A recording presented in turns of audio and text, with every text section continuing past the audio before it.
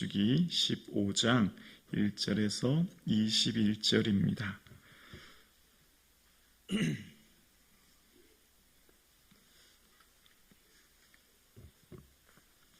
오늘 나에게 주시는 하나님의 말씀을 함께 고백드리겠습니다.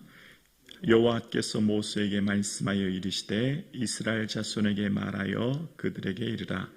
너희는 내가 주어 살게 할 땅에 들어가서 여호와께 화제나 번제나 서운제를 갚는 제사나 낙헌제나 정한 절기제에 소나 양을 여호와께 향기롭게 드릴 때에 그러한 헌물을 드리는 자는 고운 가루 10분의 1에 기름 4분의 1 흰을 섞어 여호와께 소제로 드릴 것이며 번제나 다른 제사로 드리는 제물이 어린 양이면 전제로 포도주 4분의 1 흰을 준비할 것이요 순양이면 소제로 고운 가루 10분의 2에 기름 3분의 1 흰을 섞어 준비하고 전제로 포도주 3분의 1 흰을 드려 여호와 앞에 향기롭게 할 것이요 번제로나 서원을 갚는 제사로나 화목제로 수송아지를 예비하여 여호와께 드릴 때에는 소제로 고운 가루 10분의 3 에바에 기름 반 흰을 섞어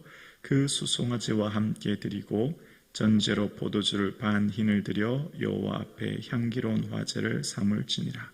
숫소장아지나 순양이나 어린 순양이나 어린 염소의 그 마리수마다 위에 같이 행하되 너희가 준비하는 수요를 따라 각기 수요에 맞게 하라. 누구든지 본토 소생이 여호와께 향기로운 화제를 드릴 때에는 이 법대로 할 것이요 너희 중에 거류하는 타국인이나 너희 중에 대대로 있는 자나 누구든지 여호와께 향기로운 화제를 드릴 때에는 너희가 하는 대로 그도 그리할 것이라.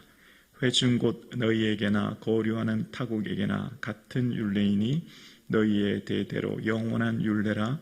너희가 어떠한 대로 타국인도 여호와 앞에 그러하리라. 너희에게나 너희 중에 거류하는 타국인에게나 같은 법도 같은 규례이니라.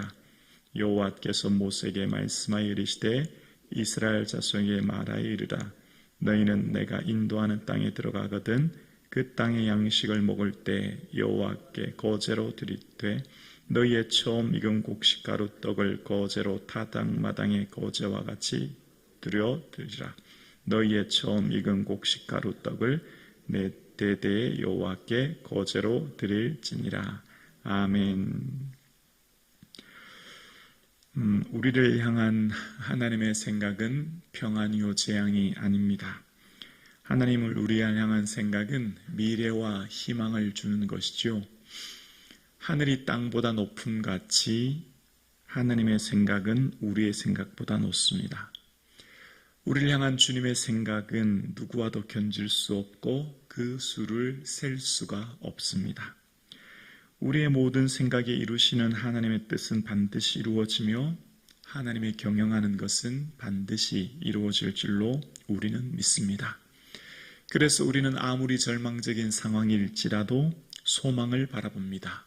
우리를 향한 하나님의 계획과 그 생각을 우리는 신뢰하기 때문입니다. 지난 시간에 이스라엘 백성들은 하나님께서 올라가지 말라고 했던 가나안 땅에 올라가고 그래도 산꼭대기에 올라갔던 그들은 호르마까지 그들이 패배했다는 내용이 기록되어 있는 것을 봅니다. 우리에게 믿음은 회개를 낳게 되죠. 회개는 신분의 변화 아니겠습니까? 주인이 바뀌는 것입니다. 내가 주인에게서 하나님에게로 주인이 바뀌는 겁니다. 애굽에서 바로의 종이었던 그들이 하나님의 제사장으로 신분이 바뀐 것입니다. 그들의 삶이 이제 더 이상 종이 아닌 하나님의 거룩한 제사장이 되었고 이 백성을 하나님께 중보하는 중보자로서의 삶을 살게 된 것이지요. 그래서 그들의 삶은 더 이상 자신의 인생이 주인이 되거나 혹은 자신의 인생을 지배하는 바로가 주인이 아니라 그들의 인생의 주인은 오직 하나님이시며 하나님이 그들의 삶과 그 민족을 통치하고 다스리심을 고백하는 삶, 그래서 그들의 인생의 오직 주인은 하나님이시며 하나님의 백성으로 살아가는 삶을 주님은 원하셨던 것이죠. 그래서 하나님께서는 어쩌면 민수기 14장의 가데스 바네아의 사건을 통해서 오늘 이 민수기 사건만 보면 징계와 심판과 그들을 향한 하나님의 진노와 같은 모습을 보게 되는데, 그러나 하나님의 말씀은 언제나 그 있는 당장에 나타나는 사건보다는 깊고 넓게 봐야 되지 않습니까? 그래서 모세는 지금 이 가데스 바네아의 사건을 40년이 지난 뒤에 그 사건을 다시 기억하죠. 그러면서 하나님이 과연 우리에게 뭘 원하셨을까? 하나님께서는 이스라엘 백성들을 향해서 무엇을 기대하셨기에 40년이란 시간 동안 광야의 시간을 보내게 하셨을까를 생각하면서 모세가 깨닫는 것이 있었습니다. 하나님께서 우리의 삶을 여기까지 인도하신 것, 너희의 광야의 삶을 기억하라라고 하면서 신명기 2장에서 모세는 이렇게 말하죠. 너희가 광야를 걷게 하신 것을 기억하라. 이는 왜냐하면 너희를 낮추시며 시험하사 내 마음이 어떠한지 알게 하려 함이라 말씀하시면서 이스라엘 백성들을 낮추기 위함이라고 첫 번째 이야기합니다. 인생의 주인이 뇌가 되어 내가 내 자신을 높이고 내 뜻대로 살아가고 내 기분과 내 생각대로 살던 그들을 낮추었다는 것이지요. 하나님만 높이고 하나님만 주인 되는 삶, 그래서 그들의 인생 가운데 힘으로 될 것 같고 능력으로 될 것 같은 그들의 인생의 모든 전쟁의 승리는 군마가 많은 것이 아니라, 용사가 힘이 세어도 스스로 전쟁에서 승리하는 것이 아니라 오직 하나님이 하신 것임을, 그들의 인생을 살아가는 것은 떡이 아닌 오직 하나님 말씀인 것을, 인생은 오직 하나님 말씀으로 살아가는 것을 그들의 깨닫기 위함이란 것을 모세는 신명기 8장에 기록하죠. 그래서 모세가 깨닫는 것이 있습니다. 우리를 향한 하나님의 생각은 재앙이 아니라는 것을, 우리를 향한 하나님의 생각은 미래와 소망을 주는 것이라는 것을 모세는 깨닫는 것처럼, 이스라엘 백성들에게 말씀하신 것처럼 오늘 예배하는 저와 여러분, 우리의 삶 가운데 언제나 우리는 현재 당면한 문제와 사건을 그 사건만을 보지 않고 더 넓고 깊게 봐야 되는 거죠.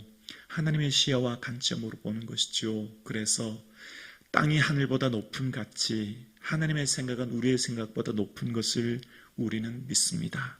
그 하나님을 우리는 신뢰합니다. 그 하나님을 바라봅니다. 그래서 어쩌면 지난 시간 호르마 사건을 통해 가장 절망적인 시간, 어쩌면 40년이라고 하는 징계와 같은 그 심판의 말씀을 들었을 때 그들의 마음이 너무 힘들고 어려운 그 순간 하나님은 이런 말씀을 하십니다. 1절과 2절인데요. 여호와께서 모세에게 말씀하여 이르시되 이스라엘 자손에게 말하여 그들에게 이르라. 너희는 내가 주어 살게 할 땅에 들어가서, 내가 주어 살게 할 땅, 그곳에 들어가면 이라고 말씀하시는 거예요. 내가 생각하는 것이 반드시 되며 내가 경영하는 것을 반드시 이루리라 말씀하셨던 이사야 14장 말씀처럼 하나님은 하나님 말씀하신 것을 반드시 이루십니다. 지금 어쩌면 가장 절망적인 상황 같지만 이곳에서 소망을 선포하신 하나님께서는 우리의 죄보다 하나님의 사랑이 크심을 다시 한번 깨닫게 해주시면서 지금 이 순간 하나님이 뭘 말씀하시죠? 2절에 내가 주어 살게 할 땅에 들어가서 라고 말씀하시는 거예요. 지금 어쩌면 이스라엘 백성들이 가장 고통스럽고 절망적인 그곳에 하나님께서는 소망을 선포하시면서 얘들아, 너희는 그러나 그럼에도 불구하고 너희의 삶의 형편이 어떠하든지, 너희의 삶의 실수와 허물로 인하여서 비록 지금의 현실의 삶이 어떠하든지, 그러나 너희들은 반드시 20세 이하 자녀들, 너희의 삶은 자녀들에게 말한 것 같이 너희들의 자녀들 반드시 가나안 땅에 들어가게 될 거야. 그렇게 말씀하십니다. 지난번 13장 1절에 기억나시죠? 하나님께서 모세에게 내가 너희에게 주는 그 땅에 들어가서 내가 주는 이라고 말씀하셨던 그 말씀이요. 그래서 오늘도 다시 한번 말씀하시기를 내가 주어, 내가 너희에게 주는 이라는 표현을 하고 계신 거예요. 그러면서 18절에도 보면 다시 이런 말씀이 기록되어 있죠. 18절에 이스라엘 자손에게 말하여 이르라. 너희는 내가 인도하는 땅에 들어가거든 그 땅의 양식을 먹을 때 여호와께 거제를 드리되 그 땅에 들어가거든, 내가 인도하는 그 땅에 들어가거든 이라고 또 말씀하고 계시죠. 내가 인도하는 그 땅에 들어가서 그 땅의 양식을 먹을 때라고 말씀하시죠. 지금 하나님께서 이스라엘 백성들에게 말씀하시고 계신 것은, 얘들아, 너희는, 그리고 너희의 자녀들은 반드시 가나안 땅에 들어가게 될 거야. 그리고 그 땅에 들어가면 너희는 꼭 기억해라. 뭐 하라고요? 하나님께 예배의 삶을 살라고요. 지금 이 3절부터 나타나는 화제에 대한, 번제나 소제, 화목제가 다 태워서 드리는 화제 아닙니까? 화제에 대한 내용을 자세히 설명하면서 하나님을 만나는 사람, 그 예배하는 자의 그 제물, 어떤 제물을 가져와야 될지에 대한 것을 말씀하시고요. 그리고 13절 이하에서는 누구든지 주님께 나올 수 있다는 겁니다. 가나안 땅 들어가면 하나님을 예배하는 대상 차별 없이 누구든지 타국인일지라도 예배할 수 있어 라고 말씀하시면서, 하나님께 나오는 자, 하나님을 만나기를 원하는 자의 삶은 주님을 예배를 통하여 주님을 만난다고 말씀하시면서, 그 예배 드리는 자의 삶은 반드시 준비해야 된다라고 하는 것을 이야기하시는데요. 5절 끝절에 보면 준비할 것이요 라고 하는 표현 보이세요? 번제나 다른 제사로 드리는 제물이 어린 양이면 전제로 포도주 4분의 1을 흰을 준비할 것이요. 하나님께 나아가는 자는 준비해야 되는데요. 그 준비가 바로 하나님께 드리는 제물이라는 겁니다. 제물은 뭘까요? 하나님, 우리는 가나안 땅에 들어올 수 있는 자가 아닙니다. 우리는 우리 조상과 같이 광야에 다 죽을 수밖에 없는 존재였습니다. 우리는 하나님 은혜 없이 이 땅 가나안 땅에 결코 올 수 있는 존재가 아닙니다. 그러나 하나님 은혜로 우리가 이 땅 가나안 땅에 오게 되었습니다. 그리고 이곳에 온 것 전적인 하나님의 은혜이며, 지금 이곳에서 드리는 이 예물도 주님께서 주신 것이요, 이곳에서 들어와 먹는 양식도 다 주께서 허락하신 것입니다. 우리가 이것을 주께 드림은 주께서 주신 것임을 고백하는 우리의 신앙의 고백입니다 라고 하는 표현인 거죠. 그래서 오늘 본문의 이 3절부터 10절까지의 이 화제, 태워서 드리는 화제의 내용, 3절을 잠깐 볼게요. 여호와께 화제나 번제나 서원제는 제사나 낙헌제나 정한 절기에 소나 양을 여호와께 향기롭게 드릴 때에, 이제 화제, 태워서 드리는 화제의 번제와 화목제에 대한 내용이 나오는데요. 서원제, 낙헌제, 절기제를 드릴 때 어떻게 드려야 되는지에 대해서 얘기하면서 4절 보면, 그러한 헌물을 드리는 자는 고운 가루 10분의 1에 기름 4분의 1 흰을 섞어 여호와께 소제로 드릴 것이며. 자, 여기 이제 소제로 드리는 제사에 대해서 어떻게 설명하고 있냐면, 오늘 본문 4절에서부터 뭐가 등장하냐면 기름 4분의 1이라고 하고, 5절에 보면 포도주, 그 다음에 6절에 보면 고운 가루, 그러니까 기름, 포도주, 그 다음에 고운 가루, 곡식가루가 등장합니다. 이게 어떤 걸까요? 포도주도 가나안 땅에 들어가서 얻은 소산물이잖아요. 그 곡식도 그곳 가나안 땅에 들어가서 얻은 소산물이죠. 그러니까 가나안 땅에 들어가서 얻은 게 이제 추가되기 시작하는 거죠. 하나님께서 주신 것, 하나님께서 주신 그 기름, 포도주, 그 곡식 가루들 다 주께서 주신 것 함께 이제 풍성히 주께 드리게 되는데, 근데 제사의 예배가 조금 더 자세하게 기록됩니다. 그러니까 레위기에는 소제에 대해서 어떻게 설명하냐면, 레위기 2장에 보면 고운 가루 한 웅큼과 라는 표현이 나와요. 한 웅큼과 기름과 유향을 섞어 드리라, 이런 표현이 나오는데, 오늘 본문에 보면 자세하게 설명하는데 어떻게 설명하냐면 4절에 보면, 그러한 헌물을 드리는 자는, 자, 고운 가루 10분의 1에 기름 4분의 1 흰을 섞어 여호와께 소제로 드릴 것이며, 기름 4분의 1 흰, 4분의 1 흰은 0.9리터거든요. 한 1리터 정도 됩니다. 고운 가루 10분의 1에 기름 한 1리터를 듬뿍 부어서 드린다라고 하면서 좀 디테일하고 구체적으로 설명을 하기 시작해요. 그러면서 오늘 제사의 특징을 보면 드리는 제물에 따라 포도주의 양이 달라지는 것을 표현하고 있는데요. 5절에 보면 어린 양이면 번제나 다른 제사로 드리는 제물이 어린 양이면 전제로 포도주 4분의 1 흰을 준비할 것이요. 어린 양이면 포도주 4분의 1 흰 0.9리터를 드리고요.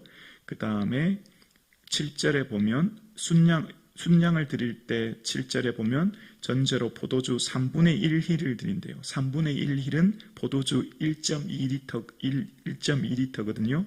순양을 드릴 때 그렇다는 거예요. 그 다음에 숫소장아지를 드릴 때는 포도주를 얼마나 드리냐면 10절에 보면 전제로 포도주 반흰을 드려. 반흰이라고 하는 것은 2분의 1이잖아요. 절반이잖아요. 1.8리터인데요.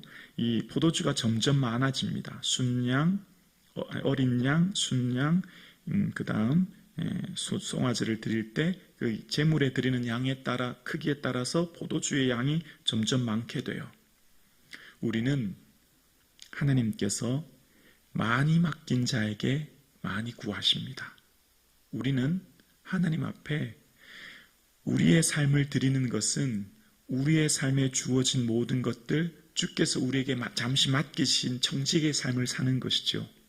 각자 청지기의 삶을 사는 우리의 삶 가운데 많이 맡긴 자에게 많은 것을 요구하십니다. 아멘이 되십니까? 우리 각자에게 주신 것에 그래서 하나님께서 주신 것이 누구나 다 똑같이 드리는 게 결코 아니에요. 각자에게 주어진 삶의 자리만큼 하나님 앞에 드리는 거지요. 내게 주어진 삶의 자리에서 하나님 앞에 드리는 겁니다. 예물에 대한 설교를 참 조심스러운데요. 예물은 여러분 액수가 아니라 퍼센트입니다. 이해가 되시나요? 금액이 아니라는 거예요. 금액이 아니라 몇 퍼센트냐라는 거예요. 과부의 두 랩돈 전부를 드렸다고 했죠. 전부 100%. 주님이 보시는 건 액수가 아닌 퍼센트라는 거예요. 여러분 액수는 각자가 차이가 나요. 100억 가진 사람에게 10,000원과 100,000원 가진 사람에게 10,000원은 다를 수 있죠. 같은 10,000원이라도 차이가 나죠. 그러나 퍼센트는 다른 거죠. 오늘 이 포도주의 흰이 점점 커집니다. 0.9리터에서 1.2리터에서 1.8리터로 점점 커져요. 레위기에 보면 예물을 어린 양을 드려야 되지만 그의 형편이 못 미치면 비둘기를 드리라라는 표현이 나오죠. 각자 드릴 수 있는 삶의 형편이 달라요. 각자 하나님 앞에 할 수 있는 형편이 다르다는 겁니다. 그러나 우리의 삶에 하나님 앞에는 반드시 준비해야 되고 하나님께 우리의 모든 삶이 주님께로부터 모든 것 받았음에 대한 신앙의 고백임을 이야기하면서 많이 맡은 자에게 주님은 반드시 많은 것을 요구하십니다. 이것은 왜냐하면 청지기의 삶이기 때문에 그래요. 모든 것이 다 주의 것이기 때문이지요. 그러면서 그 예배를 드리는 모든 자 누구든지 주께 예배 드릴 수 있다라고 하면서 14절에 너희 중에 거류하는 타국인이나 너희 중에 대대로 있는 자는 누구든지 여호와께 향기로운 화제로 드릴 때에는 너희가 하는 대로 그도 그리할 것이라 라고 하면서 누구든지 하나님 앞에 예배 드릴 수 있고 차별 없이 나올 수 있는 같은 법도 같은 규례로 드리라 라고 합니다. 그리고 가나안 땅에 들어갔을 때 드려야 될 예배에 대해서 18절과 19절에 보면 이스라엘 자손에게 말하 이르라 너희는 내가 인도하는 땅에 들어가거든 그 땅의 양식을 먹을 때 여호와께 거제로 드리되 20절에 너희의 처음 익은 곡식 가루떡을 거제로 타작마당의 거제와 같이 드리라 라고 이야기합니다. 매번 반죽에서 떼어 구분하여 드리는 것 드리라 이런 의미가 원어에는 좀 더 가깝거든요. 그래서 그 가나안 땅에 들어가서 처음 양식 먹을 때 처음 익은 곡식 가루를 반드시 하나님께 드리는 것은 뭐죠? 우리가 이 모든 것 처음 익은 곡식 다 하나님께서 주신 것입니다.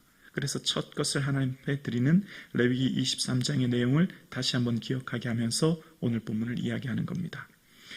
이스라엘 백성들이 하나님께서 기억하라고 하는 것, 왜 처음 익은 곡식을 드리라고 할까요? 너희가 이곳에 온 것 기억해라. 너희가 누구인지, 너희가 어떻게 이곳에 들어왔는지 잊으면 안 돼. 그거 말씀하시는 거죠. 우리의 재물은 어쩌면 우리의 삶이, 내 생명이 누구의 것이며 내가 오늘 살고 있는 삶의 존재가 누구로부터 왔음을 잊지 말라 말씀하시는 하나님의 말씀입니다. 오늘 예배하는 저와 여러분의 모든 삶이 주의 것임을 기억하는 이 아침 되기를 주님의 이름으로 축원합니다.